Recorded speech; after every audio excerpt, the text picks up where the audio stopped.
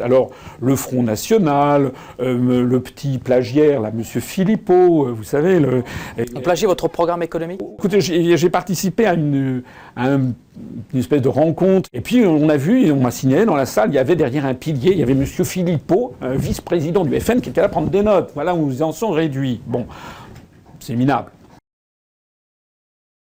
C'est ce que les partisans du Brexit au Royaume-Uni, lors du référendum qui a eu lieu le 23 juin de l'année dernière, appelaient de façon imagée, ils appelaient ça Project Fear. Ça a été théorisé par les anglo-saxons.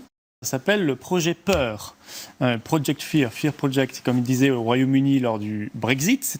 La propagande pour le oui a submergé le peuple suédois pendant 9 mois et demi. Ils ont fait le même coup en 2003 en Suède quand ils ont voté par référendum sur l'accession à l'euro.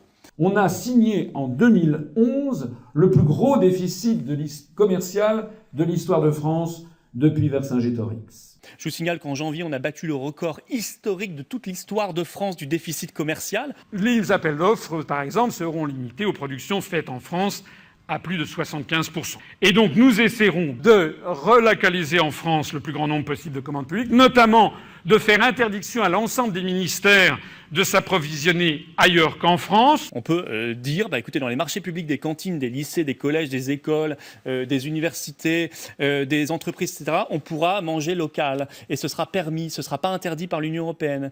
75 à 80% des lois nationales viennent de l'UE. C'est la même Vienne Reding qui a été allée devant les parlementaires français en leur disant « il faut bien vous rendre compte qu'il n'y a plus de politique nationale, il n'y a que des politiques européennes ». Ni le contrôle de nos lois, qui aujourd'hui ne sont pas souveraines, il faut que les Français le sachent. Nos lois sont inférieures en droit, en puissance, aux directives de Bruxelles. Ce qu'on voit ici, c'est au niveau de la dette publique, et 97% de la dette française qui est en contrat de droit français. 99,5% de cette dette, c'est du contrat de droit national. C'est le principe de lex monetae. C'est le principe de continuation des contrats. Tous les contrats de dette en droit français seront convertis de facto au taux de 1 pour 1 de l'euro au franc. Donc ça veut dire qu'elle sera relibellée en droit, en monnaie nationale. Ça a été appliqué au moment du passage au franc à l'euro, parce qu'on aurait pu se faire la même logique. De la même manière, quand on est passé en 2002 du franc à l'euro. Notamment Joseph Stiglitz, prix Nobel d'économie.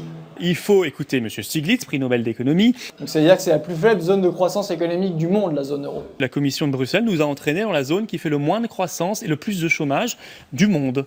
Le petit plagiaire, là. Mais vous, monsieur, je vous conjure de comprendre quelque chose. Le Front National existe depuis 28 ans.